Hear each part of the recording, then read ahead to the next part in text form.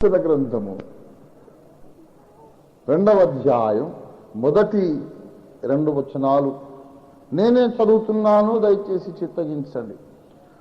నరపుత్రుడా, నీవు చక్కగా నిలవబడుము, నేను నీతో మాట్లాడవలెను అని ఆయన నాతో మాట్లాడినప్పుడు ఆత్మ నాలోనికి వచ్చి నన్ను నిలవబెట్టెను. అప్పుడు నాతో మాట్లాడిన వాని స్వరమును వింటిని. చిన్న మాట ప్రార్థన చేసుకున్నాం. ప్రేమ కలిగిన మా యేసయ్యా, నీకు మహిమా వందనాలు చెల్లిస్తున్నాం తండ్రి. కొద్దిసేపు మేము నీ వాక్యమును ధ్యానము చేయనయుంటుండగా పరలోకము నుండి నీ వర్తమానమును మీరు బయలువెడలు చేయండి మా మధ్యలోనికి, మా గుండెలలోనికి. ప్రభువా, నీ యొక్క వర్తమానం పంపించండి. గొప్ప దేవా, త్రియేక దేవానికి స్తోత్రాలు చెల్లిస్తున్నాం. తండ్రి, కుమార, పరిశుద్ధాత్మ త్రియేక దేవా, నాతో మాతో ఈ దినమును మీరు మాట్లాడండి ప్రభు. చదవని లేఖన భాగం కొరకు నీకే స్తోత్రాలు చెల్లిస్తున్నాము. లేఖన భాగమును మీరు ఆశీర్వదించి అభిషేకించి విరిచి మాకు పంచిపెట్టండి ప్రభువా. లేఖనాన్ని విరిచి మా మనస్సుకున్న కన్నులు తెరచి నీ ధర్మశాస్త్రములో దాగి ఉన్న రహస్యమైన లోతైన సంగతులను మర్మమైన సంగతులను మాకు బయలుపరచి ప్రభువా, మేము నీ వాక్యమును గ్రహించుటకును లోబడుటకును నీ కృపను మాకు దయచేయమని వేడుకుంటున్నాం. సహాయం చేయండి. నీ వాక్యమును పంపించండి. మాలో అవసరమైనటువంటి నీ కార్యాన్ని జరిగించండి. మా సకలమైన లోటుపాట్లు సవరించబడు విధముగా నీ వాక్యమును ఇప్పుడు పంపించి మమ్మల్ని సరిచేయమని యేసునామమున వేడుచున్నాము తండ్రి. ఆమేన్, ఆమేన్, ఆమేన్.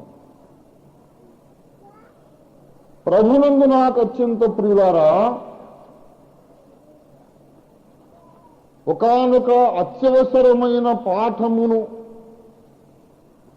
సార్వత్రిక సంఘ క్షేమాభివృద్ధి కొరకు ఈ స్థానిక సంఘములో ప్రకటించుట పరిశుద్ధాత్మ దేవుని చిత్తమైనది. అత్యవసరమైనటువంటి సంగతులు, అత్యవసరమైనటువంటి వర్తమానము సుదీర్ఘమైనదే కానక్కరలేదు. వాస్తవానికి అత్యంత ప్రాముఖ్యమైన సంగతులు అనేక సార్లు దేవుడు క్లుప్త ప్రసంగాలలోనే నేర్పిస్తూ ఉన్నాడు. ప్రభునందు ప్రియులారా, చదవబడిన లేఖన భాగములో నుండి మనం నేర్చుకొనవలసిన సంగతులు అనేకం ఉన్నవి. ఎన్నో సంగతులు ఉన్నాయి. ప్రప్రథమముగా దేవుడు నీతో మాట్లాడాలనే ఆశ కలిగి ఉన్నాడు. This is lesson number 1.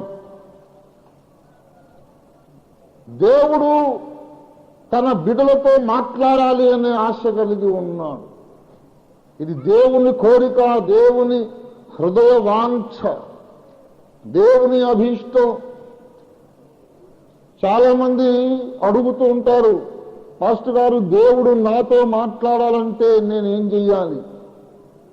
దేవుని స్వరం వినాలని ఉంది, దేవుడు నాతో మాట్లాడాలని నాకు ఆశగా ఉంది, ఏం చెయ్యాలని చాలా మంది అడుగుతూ ఉంటారు. దేవుడు నాతో మాట్లాడాలి అని మనం అడుగుతూ ఉంటే, మొదటి వచనంలో దేవుడు అంటున్నాడు, నేను నీతో మాట్లాడవలెను. దేవుని బిడ్డలారా, దేవుడే రియలైజ్ చేస్తూ ఉన్నట్టుగా మాట్లాడుతున్నాను. నేను నీతో మాట్లాడటం అవసరం. ఆ ఒక్క మాటే చాలు మన ధ్యానానికి. నేను నీతో మాట్లాడాలి, దేవుడు మనతో మాట్లాడాలి. ఎందుకో తెలుసా? దేవుడు మాట్లాడకపోతే మనము నడవవలసిన మార్గము మనకు తెలియదు, ఎలా బ్రతకాలో తెలియదు. దేవుడు మాట్లాడకపోతే మన తప్పిదాలు మనం గ్రహించలేము. మనమే పండితులు, మనమే మంచోళ్ళం అనుకుంటాం. దేవుడు మనతో మాట్లాడకపోతే మనలో పవిత్రీకరణ జరగదు. దేవుడు మనతో మాట్లాడకపోతే మన అంతరంగ పురుషుని ఆకలి తీరదు. దేవుని స్వరము మనకు ఆహారము, దేవుని మాట మనకు ఆహారము. మనం బ్రతకాలంటే దేవుడు మాట్లాడాలి, మనం పరిశుద్ధులం కావాలంటే దేవుడు మాట్లాడాలి, మనము బలపరచబడాలంటే దేవుడు మాట్లాడాలి. దేవుడు మాట్లాడగా సకల విశ్వము ఉనికిలోకి వచ్చింది, సృష్టి జరిగింది. దేవుడు మాట్లాడగా మన లోపల కొత్త ప్రాణి పుట్టింది, అదే మన నూతన జన్మ. దేవుని వాక్కు ద్వారా భూమి ఆకాశములోని సర్వ సమూహములు కలిగినవి. దేవుని వాక్కు ద్వారానే మన లోపల నూతన జీవము ఉత్పన్నమైనది. గనుక వాక్కు ద్వారానే పుట్టిన మనం దేవుని వాక్కు ద్వారానే జీవితమంతా గడుపుతాం. We live by the word, we survive by the word, we are sanctified by the word of God. దేవుడు మనతో మాట్లాడడం అవసరం. అందుకే దేవుడు అంటున్నాడు, నరపుత్రుడా నేను నీతో మాట్లాడాలి, నరపుత్రుడా నీతో మాట్లాడాలి. ఆ ఒక్క మాట చాలు మన ధ్యానానికి. యెహెజ్కేలు గ్రంథములో ఒక అద్భుతమైనటువంటి విశేషం ఏంటంటే, ప్రవక్తను దేవుడు నరపుత్రుడా అని పిలుస్తున్నాడు, సన్ ఆఫ్ మ్యాన్. ఈ సంబోధన ఎందుచేత ప్రాముఖ్యమో మనము సృష్టి ఆరంభమును జ్ఞాపకం చేసుకుంటే గుర్తొస్తుంది. దేవుడైన యెహోవా భూమి మీద నరులను చేయుదము, నరులను చేయుదము అనుకున్నాడు. జ్ఞాపకం చేసుకోండి. ఇది నరునిలో నుండి తీయబడను కనుక నారి అనబడిను. నరుడు నారి, నరుడు నారి వాళ్ళ కొడుక అని అర్థం. Son of Adam, son of Eve, ఆదాము కుమారుడా, హవ్వ యొక్క కుమారుడా నేను నీతో మాట్లాడాలి. నరుల కుమారుడా నేను నీతో మాట్లాడాలి. తిరుగుబాటు చేసిన వారు అని అర్థం. నరులు అనగా అవిధేయులు అని అర్థం. నరులు అనగా మహిమను పోగొట్టుకున్న వాళ్ళని అర్థం. అవిధేయుల కుమారుడా నేను నీతో మాట్లాడాలి. మహిమను పోగొట్టుకున్న వాళ్ళ కుమారుడా నేను నీతో మాట్లాడాలి. నరులు, నరపుత్రుడా, ఎవరి కొడుకో జ్ఞాపకం చేసుకుంటే ఒక్కోసారి కొంతమంది మనకు ప్రేమ, ఉన్న ప్రేమ పోతుంది. మనకు బద్ధ శత్రువు ఉన్నాడు అనుకోండి, చాలా కాలం ఎందుకు వాడు మనం విడిపోయాం, వాడు బొంబాయికి వెళ్ళి బతుకుతున్నాడు, మనమే మద్రాసుకి వెళ్ళి బతుకుతున్నాం. వాడి పిల్లలు పెద్దోళ్ళు అయ్యారు, మన పిల్లలు పెద్దోళ్ళు అయ్యారు. మన మద్రాసు, మన శత్రువేమో బొంబాయి. అసలు మర్చిపోయాం ఒకరినొకరు. వాళ్ళ పిల్లలు మన పిల్లలు హైదరాబాద్లో చదువుకోవడానికి వచ్చారు అనుకోండి, ఫ్రెండ్స్ అయిపోయారు కాలేజీలో.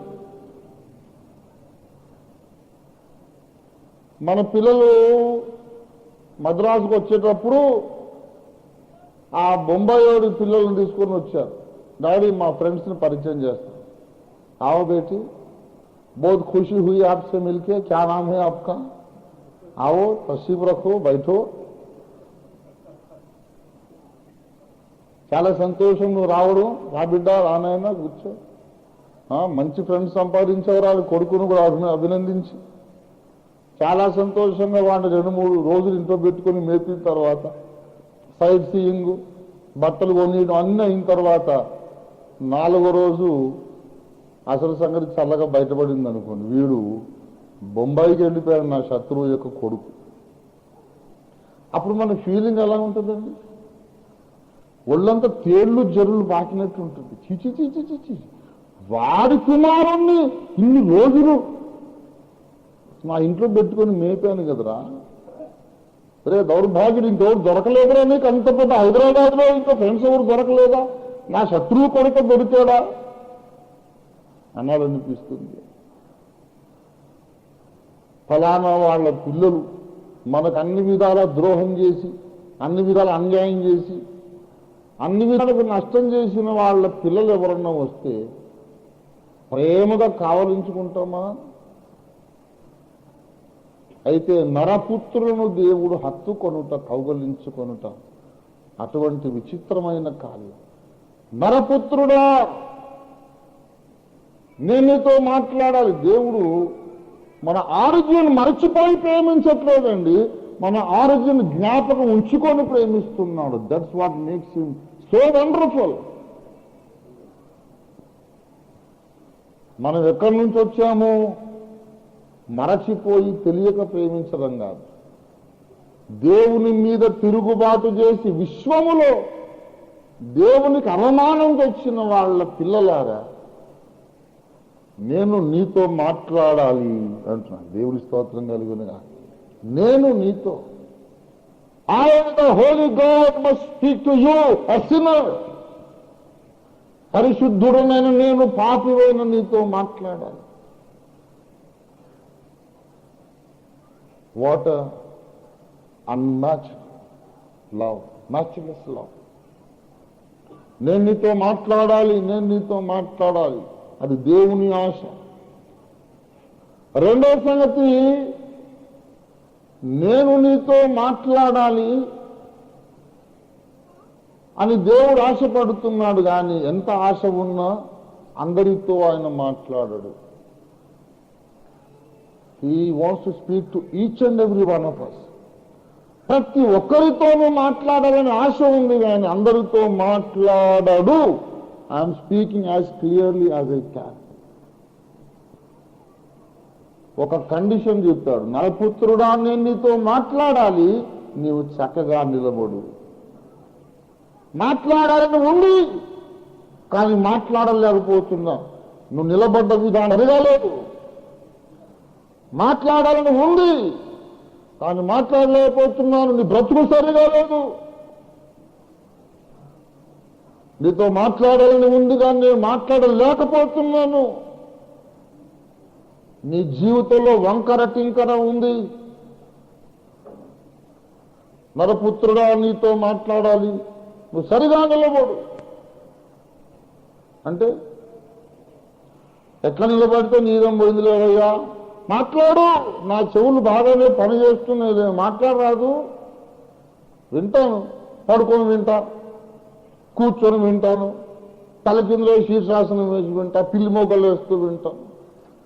ఏ పొజిషన్లో ఉంటే నీరేమైందయ్యా, నా చెవులు పనిచేస్తున్నాయి అంటే ఆయన మాట్లాడడు. అది పద్ధతి కాదు. మనం నిలబడిన విధానము సరిగా ఉండాలి. నువ్వు సరిగా నిలబడు, సరిగా నిలబడు. దేవుని ఎదుట మనం నిలబడుచున్న విధానము ఎలా ఉన్నదో అది చాలా ప్రాముఖ్యమైన విషయం. ఎఫెసీ పత్రిక 6వ అధ్యాయం, ఎఫెసీ పత్రిక 6వ అధ్యాయం 13వ వచనం చూడండి. అందుచేతను ఆపద్దినమందు వారిని ఎదురించుటకును సమస్తము నెరవేర్చిన వారై నిలువబడుటకు. ఎలా నిలబడాలంట? ఎలా నిలబడాలి? అందరూ చెప్పండి. సమస్తమును నెరవేర్చిన వారమై మనము దేవుని ఎదుట నిలువబడవలెను. ఎలా నిలబడాలి? సమస్తము నెరవేర్చిన వారమై. అంటే అర్థం ఏంటి? ఏమేమి చేయమని ప్రభు చెప్పాడో దాన్నంతా చేసిన వారమై నిలబడాలి. చక్కగా నిలబడ్డం అంటే అది. ప్రైమ్ మినిస్టర్ గారు, ప్రెసిడెంట్ ఆఫ్ ఇండియానో, లేకపోతే ముఖ్యమంత్రి, అంత దూరం ఎందుకు? మన జిల్లా కలెక్టర్ గారు మన ఇంటికి వచ్చి కూర్చున్నారు అనుకోండి ముందు గదిలో, వాళ్ళ ముందు ఎలా నిలబడతాం మనం? చెప్పండి, చిత్తం చెప్పండి, సెలవు ఏంటయ్యా మీ ముఖం అలా తగలబడింది ఏంటని చిత్తం సార్. పెద్దలు దయ చూపాలి. అయ్యా తమరు దయా చిత్తం సార్. ఇల్లు ఇలా మెయింటైన్ చేస్తున్నావు ఇంటి బాబు చెత్తకుండి లాగా నువ్వు చెత్తవు చేస్తాను అది అయింది.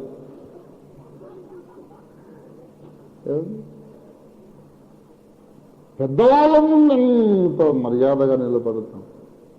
అదే మనం ఇష్టంగా గోడకు ఇట్లా ఆనుకొని నడువు చేయబెట్టి ఏంటి కలెక్టర్ గారు చెప్పండి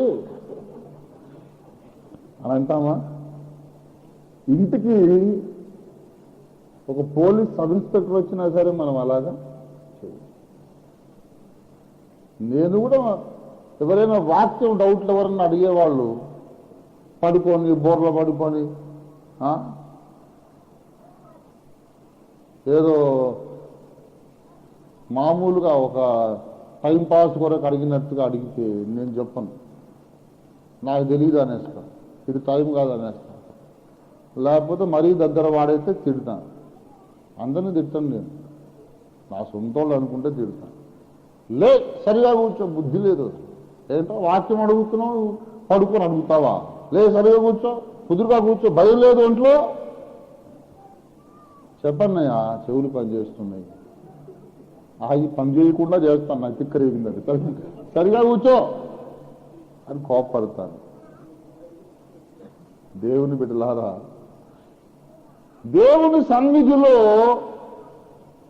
సరిగా నిలబడుతా అనే అనుభవం లేకుండా దేవుని స్వరాన్ని ఎవరు వినలేదు.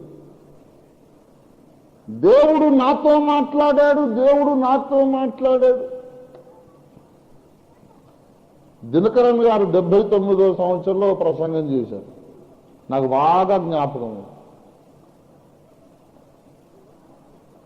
అదే మొదలు ఆయన సెకండ్ బ్యాడ్కు హైదరాబాద్ పరిచయం కావడం, వెస్లీ బాయ్స్ కాలేజ్ గ్రౌండ్స్లో నేను కూర్చున్నా. అప్పుడు ఇంకా ఫుల్ టైం సేవకు రాలేదు, అక్కడక్కడ సేవ చేస్తున్నాను. చాలా powerful message. No man can hear the voice of God without the anointing of the Holy Spirit. పరిశుద్ధాత్మ శక్తి లేకుండా ఎవరునూ దేవుని స్వరాన్ని వినలేదు. పరిశుద్ధ జీవితం లేకుండా ఎవరు దేవుని స్వరాన్ని వినలేరు. మళ్ళీ గుర్తు చెప్పారు, నాకు బాగా జ్ఞాపకం. దేవుని బిడ్డలారా, నేను నీతో మాట్లాడవలను అంటున్న దేవుడే నేను ఇప్పుడు మాట్లాడలేకపోతున్నానని తన నిస్సహాయతను వ్యక్తం చేస్తున్నాడు. ఎన్నో చెబుదామనుంది, ఎవరి బతుకు సరిగా లేదు, ఎవరి నిలబడే విధానం కూడా స్ట్రైట్ గా లేదు, తిన్నగా లేదు. వంకర టింకరలుగా ఉన్న మీతో నేను ఎలా మాట్లాడాలి? మనం సరిగా నిలబడితేనే ప్రభు మనతో మాట్లాడగలుగుతాడు. దయచేసి పరమగీతం 7వ అధ్యాయం 7వ వచనం చూడండి దయచేసి. నీవు తాళవృక్షమంత తిన్నని దానవు, తాళవృక్షమంత తిన్నని దానవు. తాళవృక్షం అంటే తెలుసా? తాడి చెట్టు. తాళవృక్షం అంటే తాడి చెట్టు. షూలమ్మితి కన్యక ప్రియుడైనటువంటి యేసయ్య దృష్టికి ఎలా ఉందంటే నిటారుగా తాళవృక్షం లాగా, తాడి చెట్టు లాగా. ఏ ఇతర చెట్టుకైనా కొమ్మలు రమ్మలు శాఖోపశాఖలు వంకర టింకర్లు ఉంటాయి. దాన్ని స్వేచ్ఛగా దాని ప్రకృతి ప్రకారం అవి ఇష్టానుసారంగా పెరుగుద్దంతే. కానీ తాడి చెట్టు ఎంత పెరిగినా నిటారుగా పైకే పెరుగుతుంది. నీవు తాళవృక్షమంత కిందని దానం. యెహెజ్కేలు నీవు మర్రి చెట్టు అంతా వంకర టింకర దానవు. మర్రి చెట్టు స్ట్రైట్ ఉంటుందా? దానికి కింద అష్టవంకర్లు మళ్ళా ఊడలు. మర్రి చెట్టులాగా ఉండొద్దు, మనం తాళవృక్షంలాగా ఉండాలి. యెహెజ్కేలు సరిగా నిలబడవయ్యా. సరిగా నిలబడి అన్నాడంటే అర్థం ఏంటి? ఇప్పుడు సరిగా నిలబడలేదని అర్థం. ఇప్పుడు బ్రతుకుతున్న బ్రతుకు సరిగా లేదని అర్థం. ప్రియులారా, ఇంకొక మాట కూడా గమనించండి. నీవు సరిగా నిలబడుము అని ఆయన మాట్లాడుతున్నాడు. అనేక సంవత్సరాల నుండి మనతో ప్రభువు మాట్లాడుతున్నారు. నా పిల్లలారా, మీ ప్రార్థన జీవితం సరిగా లేదు, కట్టుకోండి. మీ ఆలోచన జీవితం సరిగా లేదు, మీ మనస్సు మారాలి, రూపాంతరం కావాలి, మీ ఆలోచించే విధానం మారాలి, మీ నడక పడక మాట చూపు మారాలి మారాలి మారాలి, సరిగా నిలబడండి. ఏళ్ల తరబడి మాట్లాడుతున్నాడు దేవుడు. ఏళ్ల తరబడి మనం తీర్మానాలు కూడా చేస్తున్నాం. తీర్మానాలు చేయట్లేదు. ఇప్పటి నుండి సరిగా నిలబడతాను. ప్రతి ఆదివారం ఒక తీర్మానమే. ప్రతి డిసెంబర్ 31 రాత్రి ఒక తీర్మానం. ఈ సంవత్సరం నుండి సరిగా జీవిస్తాను. మన బ్రతుకులు 200 ఎన్ని వేల తీర్మానాలు చేశాము, అన్ని గాలికి ఎగిరిపోతుంది. ఎటుపోయినాయి తీర్మానాలు? మన తీర్మానములో యథార్థత లేదు అని నేను అనను. We are all honest people, sincere people. We want to please God. We want to live a perfect life, spotless, flawless life. లోపము లేని, కలంకము లేని బ్రతుకు బ్రతకాలి అనే ఆశ మనకందరికీ ఉన్నది. లేకపోతే మనం ఇక్కడ కూర్చోం, ఇక్కడికి రాము, ఇంతసేపు కూర్చోం. నేను పర్ఫెక్ట్ గా జీవించాలి, లోపము లేకుండా జీవించాలని ఆశ కలిగిన వాళ్ళు మాత్రమే ఇక్కడ ఉన్నారు అని నేను నమ్ముతున్నాను. మీ యథార్థతను నేను శంకించను. మీరు చేసిన తీర్మానాలు నిజమైన తీర్మానాలు. తీర్మానాలు చేశారు, ప్రయత్నం కూడా చేశాం, కానీ చేత కాలేదు. మరి చాలా తీర్మానాలు చేసాం, చాలా గట్టిగా ట్రై చేసాం, మళ్ళీ పడిపోయాం, మళ్ళీ జారిపోయాం. కారణం ఏంటి? ఈ మధ్యాహ్నం ఒక్క పాఠం నేర్చుకొని ఇంటికి తీసుకెళ్ళండి. నీవు చేసే తీర్మానాల వలన మాత్రమే నీకు పరిపూర్ణత రాదు రాదు రాదు. ఒక మెట్టు ఎక్కుదామనుకుంటావు, ఎక్కలేవు. ఓ పాపం మానదామనుకుంటావు, మానలేవు. ఓ తప్పును చేయకుండా ఉండనుకుంటావు, నువ్వు చేయకుండా ఉండలేవు. ఏది వద్దనుకుంటావో అది నువ్వు చేస్తావు. నీ జీవితంలో ఒక అంత సంఘర్షణ, సెల్ఫ్ కాంట్రడిక్షన్, ఫ్రిక్షన్, నీలో ఒక స్వయం వైరుధ్యం. పాపం చేయొద్దనుకున్నది నువ్వే, చేద్దామనుకున్నది నువ్వే. నీలో 2 మనుషులు ఉన్నారు, పై జలములు కింది జలములు వేరుపరచను కదా. జలముల మధ్య విశాలం ఏర్పడి పై జలములు కింది జలములు వేరుపరచను. ప్రతి విశ్వాసిలో కూడా 2 జలములు, పై జలములు కింది జలములు. పై జలములంటే ఆత్మ సంబంధమైన మనస్సు, కింది జలములంటే శరీర సంబంధమైన మనస్సు. 2 మనలోనే ఉన్నాయి. పాపం చేద్దామనేది మనమే, ప్రార్థన చేద్దామనేది మనమే. నాలో ప్రార్థన చేద్దామనేది ఒక్కటే ఉంది సార్, పాపం చేద్దామనే వాయిస్ లేదు అని ఎవడేనంటే వాళ్ళకి అంతర్జాతీయ ఉత్తమ అబద్ధికుడని అవార్డు ఇవ్వచ్చు. The best liar, the greatest liar. అపోస్తలుడైన పౌలే చెప్పాడు, నేను నిశ్చయించుచున్న మేలును చెయ్యక చెయ్యగోరని కీడునే చేయుచున్నా. వద్దు వద్దని నువ్వు తప్పు చేస్తున్నావు. కన్నీరు గార్చి ఉపవాసం ఉండి ప్రార్థన చేసి తలకాయ కొట్టుకొని రొమ్ము బాదుకొని పొరలాడి ఏడ్చి యేసయ్య పాదాలు పట్టుకొని ఇప్పటి నుంచి నేను నీకు ప్రీతికరంగా జీవిస్తానయ్యా, ఇక నుంచి నేను తప్పు చేయనయ్యా, సరిగ్గా నిలబడతాను అనుకోండి. మళ్ళా వంకరా, మళ్ళీ వంకరా. నీకు చేత కాదు, క్రైస్తవ జీవితం నీకు చేత కాదు, పరిశుద్ధ జీవితం నీకు చేత కాదు. That is the lesson today.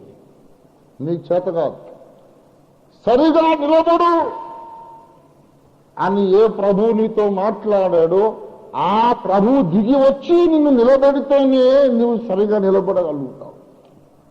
That is Christian life. అదే క్రైస్తవ జీవితం. ఏ దేవుడైతే సరిగా నిలబడు అని ఆజ్ఞాపించాడో ఆయన వచ్చి నిన్ను లేపి సరిగా నిలబెట్టాలి. అక్కడ రాసి ఉన్న వచనం అదే చదువు, 2వ వచనము. నరపుత్రుడా, నీవు చక్కగా నిలబడుము, నేను నీతో మాట్లాడవలను అని ఆయన నాతో మాట్లాడినప్పుడు ఆత్మ నాలోనికి వచ్చి నన్ను నిలవబెట్టెను. ఎవరొచ్చారు ఈ లోపలికి? పరిశుద్ధాత్మదేవుడు వచ్చాడు. ఆత్మ నాలోనికి వచ్చింటే ఏం ఆత్మ వచ్చింది? ఆ లోపల ఆత్మ లేదా? ఒకటి ముందు ఆత్మ లేదా? లేకపోతే ఆయన ఎహెజ్కేలు గాడి శవం అని అనిపించుకుంటారు. ఎహెజ్కేలు బ్రతికే ఉన్నాడు, ఆయనలో మానవాత్మ ఉంది. దేవుడు మాట్లాడినప్పుడు ఆత్మ వచ్చింది. ఇక్కడ ఇంకో సంగతి చెప్తున్నాను. దేవుడు మాట్లాడినప్పుడు పరిశుద్ధాత్మ దేవుడు వెంటనే బయలుదేరుతాడు. గమనించాలి ఈ మాట. The Holy Spirit descends whenever God opens his mouth and speaks out. దేవుడు మాట్లాడగానే పరిశుద్ధాత్మ దేవుడు వస్తాడు. ఎందుకు తెలుసా? దేవుడు ఏది మాట్లాడాడో దాన్ని నెరవేర్చడానికి. కలుగునుగాక అన్నాడు. ఆయన దేవుడు ఏది అన్నాడో అది కలిగింది. ఎట్లా కలిగిందో తెలుసా? ఫలానాది కలుగునుగాక అనగానే ఏది కలగాలో దాన్ని కలిగించడానికి పరిశుద్ధాత్మ దేవుడు బయలుదేరాడు అన్నమాట. దేవుని స్తోత్రం కలుగునుగాక. పరిశుద్ధాత్మ దేవుడు రావాలి, అప్పుడు వాక్యం నెరవేరుతుంది. పరిశుద్ధాత్మ దేవుడు రాకుండా మన సొంత బలంతో నెరవేరుద్దాం అనుకోవడం ఒకటి ఫూలిష్నెస్. ఎంత సాధన చేసినా, ఎంత ప్రాక్టీస్ చేసినా చేప గాల్లో ఎగురుతుందా? ఎంత సాధన చేసినా కాకులు గద్దలు నీళ్ల లోపల మునిగి జీవించగలవా? జీవించగలవా? సాధనమున పనులు సమకూడు ధరలోన అన్నాడు వేమన. తినగ తినగవేము తీయనుండు, అనగననగరాగం అతిశయించుచుండు, ఎక్కువ అనగరాగం బొంగురు పోవుచుండు.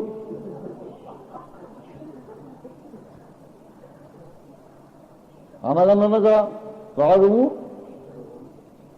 అతిశయించి, తినగ తిరగేము తీయనుండు, సాధనమున పనులు సమకూరు ధరలోన. సాధనమున కొన్ని పనులే సమకూడు, అన్నీ కాదు. సాధనమున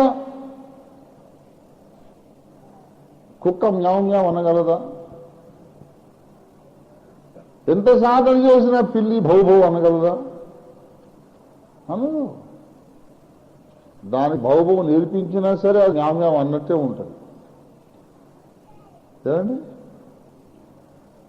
కొన్ని సహజముగా రావాలి, సహజముగా రావాలి. పిల్లి వెళ్ళి కుక్కను అడిగింది అనుకోండి, కుక్క కుక్క భలే మరుగుతున్నావు, నువ్వు ఎలా ప్రాక్టీస్ చేసావు, ఏ కాలేజీలో నేర్చుకున్నావు?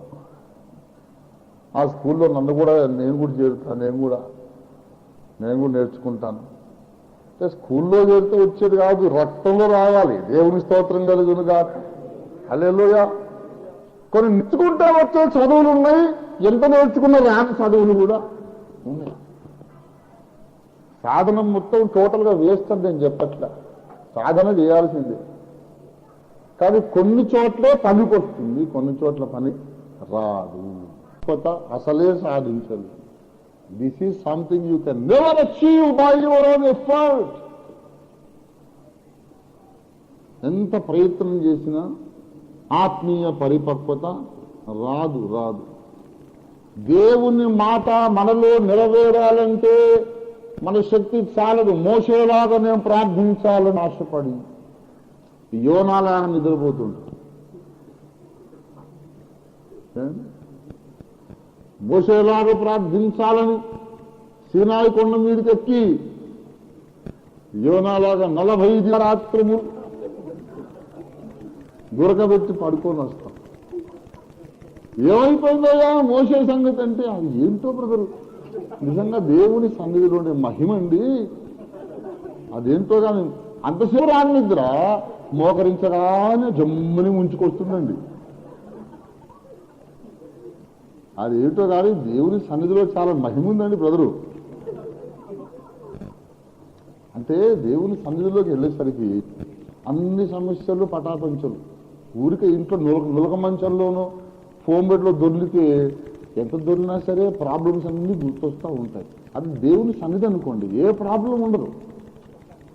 ఆ ప్రశాంత మనసంతా ప్రశాంతంగా మారిపోయేసరికి ముంచుకొస్తుంది నిద్ర. అందుకే మంచం మీద ఉంటేనేమో రాత్రంతా మెలకువ అటు ఇటు దొరలటం, ప్రార్థన కూటాలకు వస్తేనేమో కొంతమంది పబ్లిక్ గురకబెట్టేసేయడం. ప్రార్థన చేద్దామని అనుకుంటున్నా కానీ ప్రార్థన చేయలేకపోతున్నాం. ప్రార్థనే కాదు, ఆత్మీయ జీవితంలో ఎన్నెన్నో చేయాలనుకుని కలలుకొని ప్రయత్నం చేసి ప్రయాసపడి చేతగాక చతికిల్లబడిపోయాం. మన వల్ల ఆత్మీయ పరిపక్వత మన సొంత సాధన వలన ఎప్పటికీ రాదు రాదు రాదు. దేవుడు మాట్లాడగా ఆత్మ నాలోనికి వచ్చి ఆ ఎక్స్పీరియన్స్ రావాలి. పరిశుద్ధాత్మ నీలోనికి రావాలి. రక్షింపబడ్డప్పుడు వస్తాడు. రక్షింపబడ్డప్పుడు రావడం గురించి కాదు నేను మాట్లాడేది. దేవుని వాక్యము నీలో నెరవేరడానికి పరిశుద్ధాత్మ రావాలి. నీ తీర్మానమును క్రియారూపములోనికి తేవడానికి పరిశుద్ధాత్మ రావాలి. రక్షింపబడినప్పుడు నీ లోపలికి వచ్చేస్తాడు, అది వేరు. పరిశుద్ధాత్మ ఒక్కసారే రావడం చాలా మందికి తెలియదు ఈ మహాసత్యం. పరిశుద్ధాత్మ ముందే లోపల ఉంటే మళ్ళీ రావడం ఏంటండి నాన్ సెన్స్ అని మాట్లాడతాడు. నిజంగా ఎంత అజ్ఞానంలో బ్రతుకుతున్నారో క్రైస్తవులు, బోధకులు, రెవరెండ్లు కూడా. పరిశుద్ధాత్మ మనలో ఉంది కదా, మళ్ళీ రావడం ఏంటి? ఇప్పుడు బ్రదర్ మీరు ఈ రూమ్లో ఉన్నారు, ఓఫిర్ గారు ఉన్నారు ఈ రూమ్లో. ఓఫిర్ గారు మళ్ళీ రమ్మంటే బయట నుంచి రాగలదా అని అడుగుతున్నాడు నన్ను ఒక ఆయన. మీరు ఈ గదిలో ఉన్నారండి, మళ్ళీ ఓఫిర్ గారు రండి అంటే బయట నుంచి మీరు వస్తారా? మీరు ఉన్నారు కదా. అలాగే పరిశుద్ధాత్మ మనలో ఉన్నాడు, మళ్ళీ రమ్మంటే రాడు, ఉన్నాడు అంతే లోపల. ఓఫిర్ గారు బయట నుంచి రాలేడంటే నేనేమన్నా పరిశుద్ధాత్మనా? నేను మనిషిని, ఆయనేమో అనంత దేవుడు. డిఫరెన్స్ లేదు. నేను గదిలో ఉండి మళ్ళీ రాలేను, పరిశుద్ధాత్మ దేవుడు ఉంటాడు, మళ్ళీ వస్తాడు. పరిశుద్ధాత్మ దేవుని గాలితో పోల్చారు. ఉత్తర వాయువు ఏకంచము, దక్షిణ వాయువు ఏకంచము. పరిశుద్ధాత్మ వచ్చినప్పుడు వేగముగా వీచు గాలి వంటి ఒక ధ్వని వారు కూర్చున్న ఇల్లంతా నిండెను. గాలి లేదేమి లేదు కానీ గాలి వంటి ఒక ధ్వని. ఆ కిటికీ పరదాలు తలుపులు మొత్తం చిందరవందర తలుపులు కొట్టుకొని గడబడేం రాలేదు. రివ్వని గాలి వచ్చిన ధ్వని మాత్రమే వచ్చింది. పరిశుద్ధాత్మ దేవుడు గాలితో పోల్చబడ్డాడు.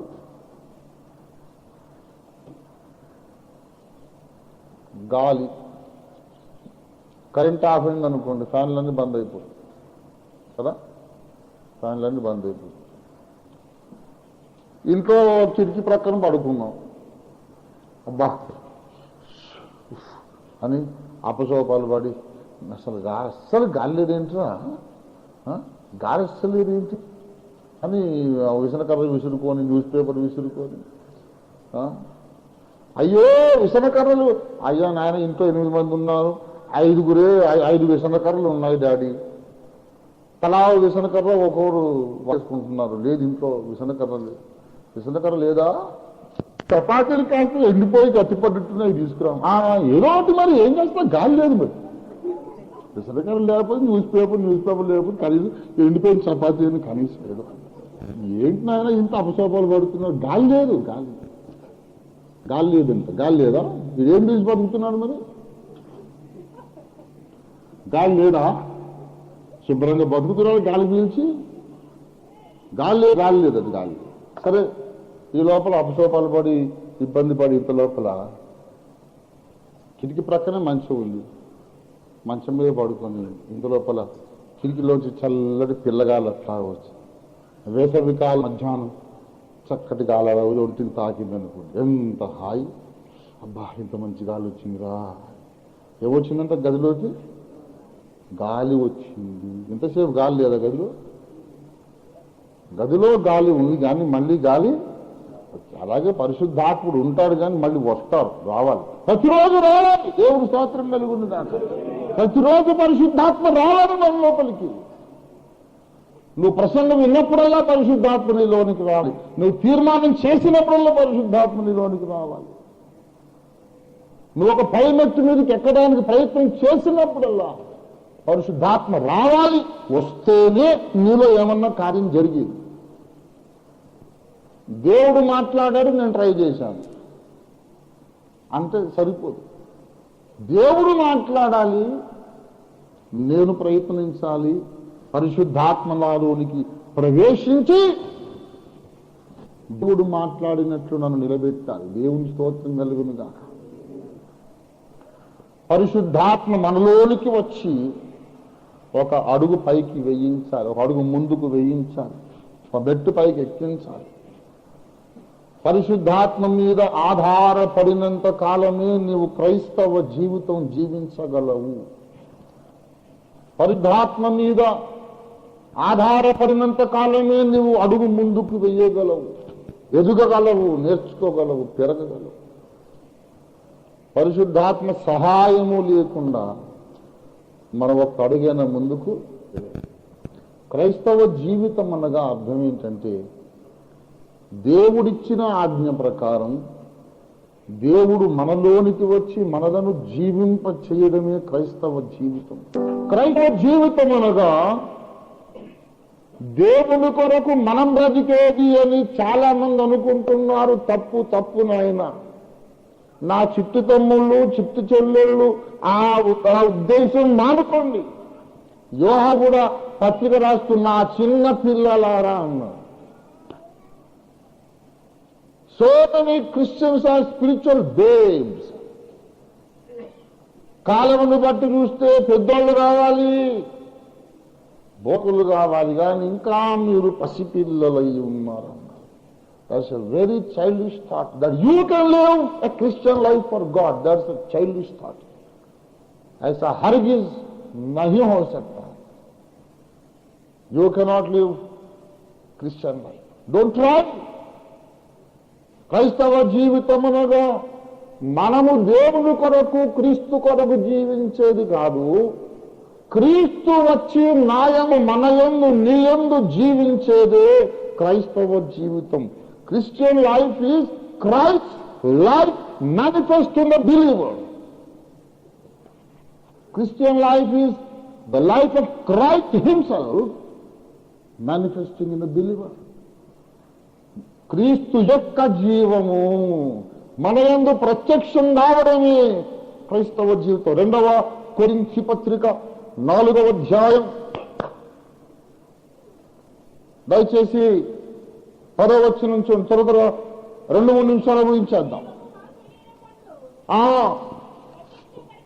యేసు యొక్క జీవము మా శరీరమందు ప్రత్యక్షపరచబడుటకై. చాలమ్మా,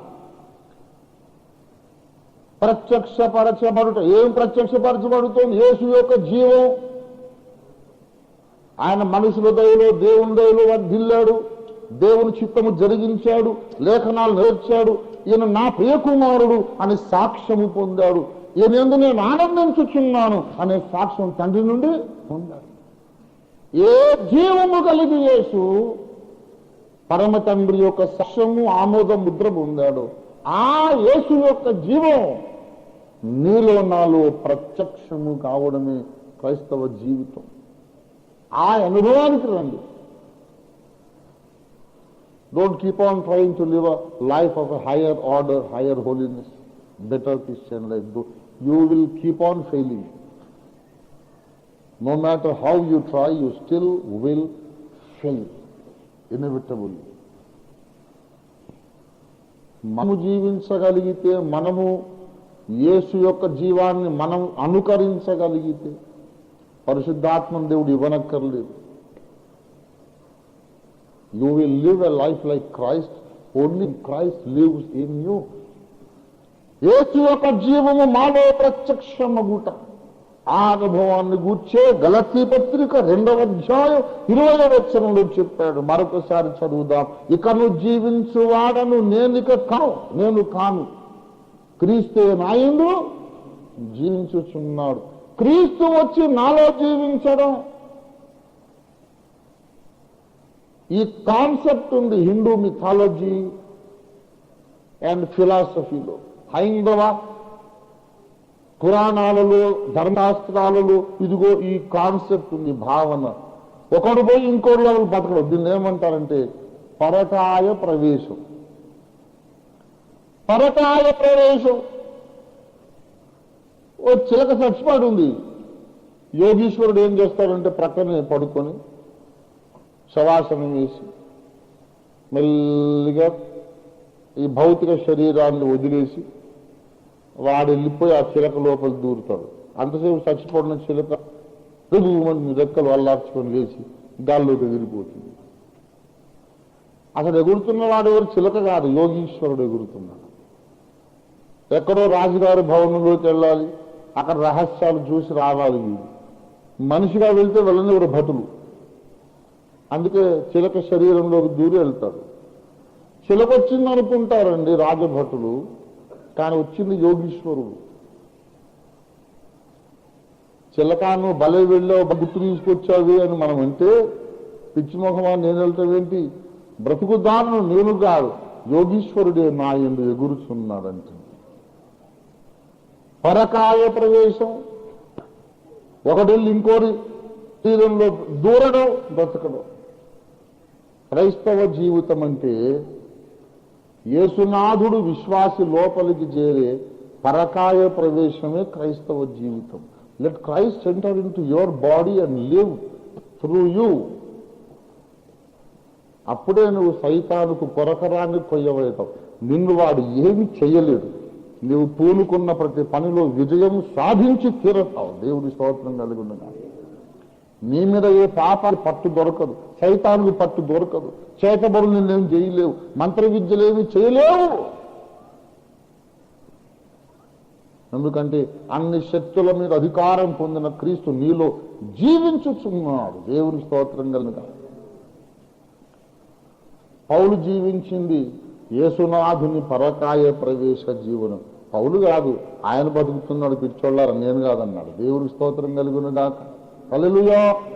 బ్రతుకువాడను నేనిక కాను, బ్రతుకువాడిల క్రీస్తేసే, బ్రతుకువాడను నేనిక కాను, బ్రతుకువాడిల క్రీస్తేసే, నా ప్రభునితో నేను సహా సిలువ వేయబడితిని, నా ప్రభునితో నేను సహా సిలువ వేయబడితిని, సిలువ వేయ. లోకము తోడను నా దేహముతో ఆకాశమండలి దుష్టాత్మలతో పాప శరీరపు ఇచ్చల పోడను భీకర పోరాటం ఎదురైనను, భీతిల్లను చేతిల్లను నేను, భీతిల్లను చేతిల్లను నేను, యుద్ధము సహా యెహోవాదే.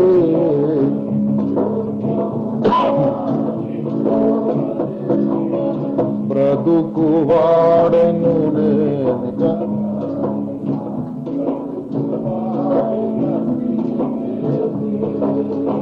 నా ప్రభునితో నేను సహా సిలువ వేయబడితిని. ఆమేన్.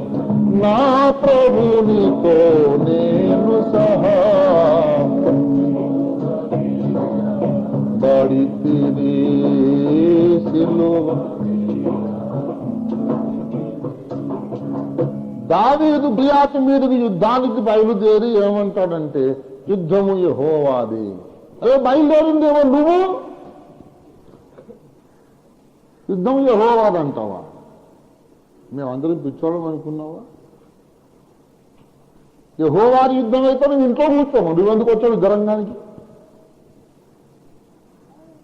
నువ్వు పెద్ద మొనగాడిలాగా వాడిని పొడి చేస్తా, చంపేస్తా, తలకాయ కోసేస్తానని బయలుదేరి వరుసలో ఒకటి తెచ్చుకున్నావు. మళ్ళీ యుద్ధము యెహోవాదే అంటావా? బయలుదేరిందేమో నువ్వు, మరి యుద్ధం యెహోవాది ఎలాగవుతుంది? దావీదు ఒరే గుడ్డి కళ్ళోడా, ఆత్మీయ నేత్రాలు తెరుచుకోలేదురా నీకు ఇంకా? నేను బయలుదేరినప్పుడు నన్ను బయలుదేరదీసిన వాడు దేవుడు, నాలో ఉండి బయలుదేరినాడు దేవుడు. దేవుని స్తోత్రం కలుగునుగా. దేవుడు నాలో ఉండి యుద్ధానికి బయలుదేరాడు. ఉట్టిగానే పైన ఒట్టి తోలు, పైన ఒక కవరింగ్ లాగా తోలుతిత్తి లాంటి ఉంది. ఈ తోలుతిత్తి లోపల ఉన్నవాడు యెహోవా దేవుడు గనుక జయము మనదే. దేవుని స్తోత్రం కలుగునుగా. హల్లెలూయా, హల్లెలూయా. ప్రభునందు ప్రియులారా, దేవుడే మనలో ఉండి జీవిస్తే మన మీదికి శత్రువులు దండెత్తి వచ్చినప్పుడు ఆ యుద్ధము మనది కాదు, దేవునిది. మనకి అప్పించినప్పుడు ఆపు మనది కాదు, దేవునిది. దేవుని స్తోత్రం కలిగింది కాక कुछ फिक्र करने की बात नहीं है. అప్పు మనది కాదు, దేవుడిది. దేవుడు తప్ప తీరుస్తాడు. దేవుడి స్తోత్రం కలిగింది కాక. హల్లెలూయా. ప్రభునందు ప్రియులారా, ఆయనే మన లోపల ఉంటే ఇక దేనికి మనం భయపడనక్కర్లేదు. ఏ ప్రాబ్లం వచ్చినా ఆయన చూసుకుంటారంటే దేవుని స్తోత్రం. అరే परमेश्वर देख लेगा. अरे काहे को फिक्र कर रहे हैं? Some people are great doctorate holders in worrying. Always they are ఎప్పుడు మొహం వేలాడేసుకో. నేను అట్లా ఎప్పుడన్నా మిమిక్రీ చేద్దామని నాకు రాదు.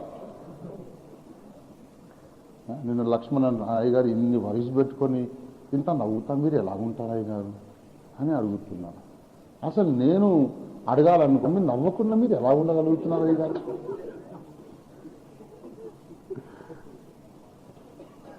యెహోవా విమోచించిన వారు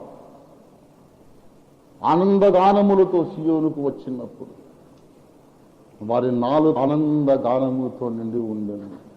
సమస్యలు లేక కాదు, వారి నోటి నుండి నవ్వు ఉంటాను. సమస్యలు లేక కాదు, దేవుడే వారి యందుండి ఈ సమస్యలన్నీ మీవి కాదురా, నావి, నాకు వదిలేసి మీరు ఇంట్లో పని చూసుకోండి అన్నాడు. అందుకే అన్ని సమస్యలు ఆయనకు అప్పచెప్పేసి ఆత్మలు సంపాదించే పని మీద పడ్డాం. దేవుని స్తోత్రం కలుగును గాక. హల్లెలూయా, హల్లెలూయా. ప్రియులారా, మనం క్రైస్తవ జీవితం జీవించాలంటే దేవుడు మాట్లాడాడు, నేను ట్రై చేశాను అనే కాన్సెప్ట్